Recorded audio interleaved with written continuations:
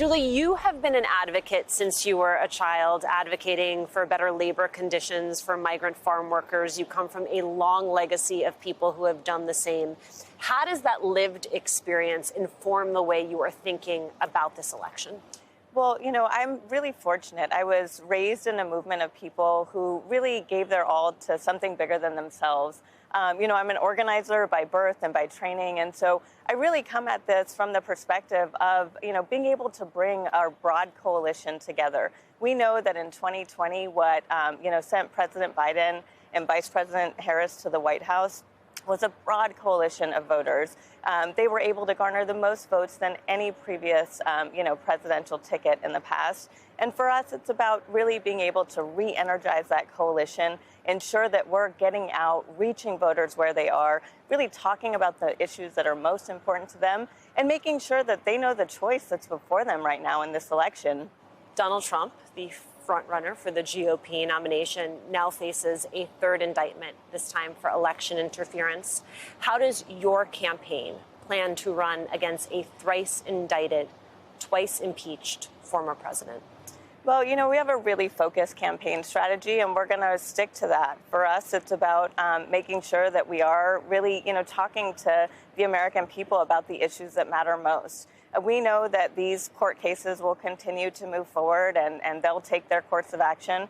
But for us, again, it's really making sure that we're talking to voters about, lowering prescription drug costs, lowering energy costs, really focused on what matters most to them right now, and continuing to, again, ensure that they understand the choice that's in front of them and the clear contrast of the kind of, extremism that we're seeing from Trump, from DeSantis, from sort of the entire field, versus, what we're delivering right now for the American people and really investing in our communities. And yet it would seem that one of the challenges you face is that in as much as President Biden has a strong record to run on, whether you're talking about job growth or about historic investments in American infrastructure, there is a disconnect between what he's been able to do and what voters are giving him credit for. How do you close that gap?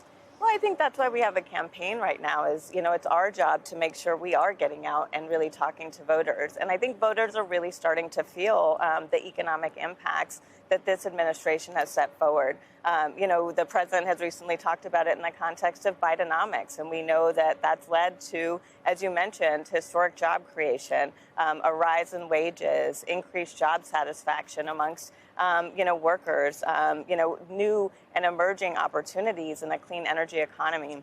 So all of these things are critically important for us to get out and to talk to voters about and to really draw the connection that this is a result of the historic legislation and really incredible work President Biden and Vice President Harris have brought forward and really delivered for the American people.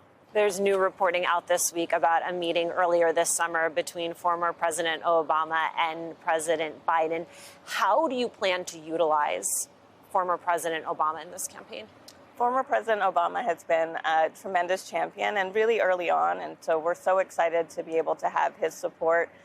We've already, been able to enlist him in some grassroots fundraising efforts, which have been, really helping to ensure that we're bringing our grassroots, community back into the fold. You have worked very intimately with Vice President Harris over a course of years.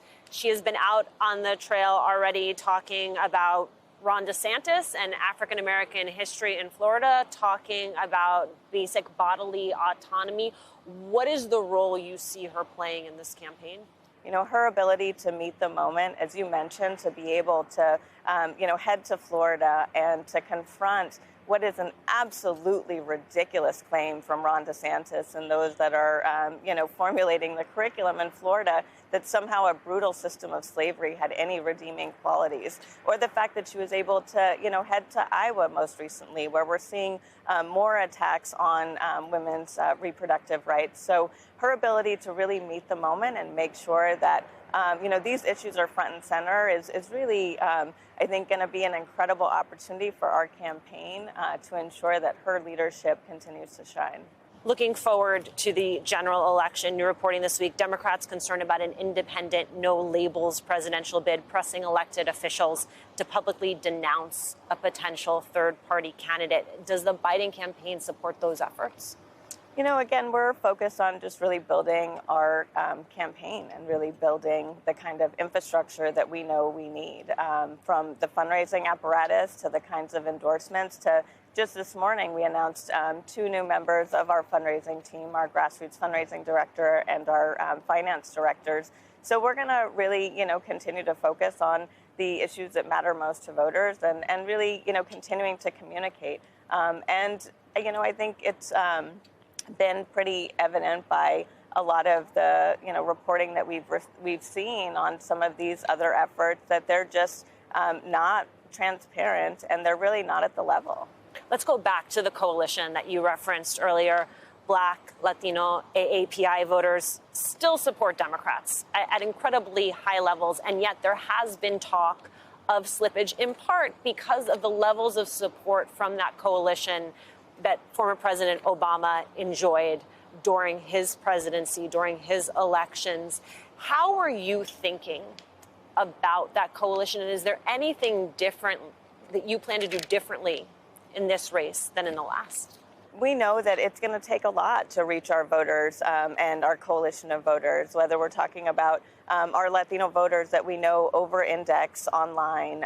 They consume their news mostly on YouTube and have, incredible social networks via WhatsApp. And so it's really looking across all of those platforms and figuring out where are these coalitions of voters, where is it that they are, recreating, socializing, spending time, and how can we reach them where they are and everywhere that they are. And so that's going to be a really important part of our strategy, as well as I think in, a post-COVID environment, really understanding ways in which voters want to engage with campaigns and want to connect with campaigns and making sure that we're really being thoughtful about, reaching out to all of our coalition of voters and re-engaging them in this campaign and in our election.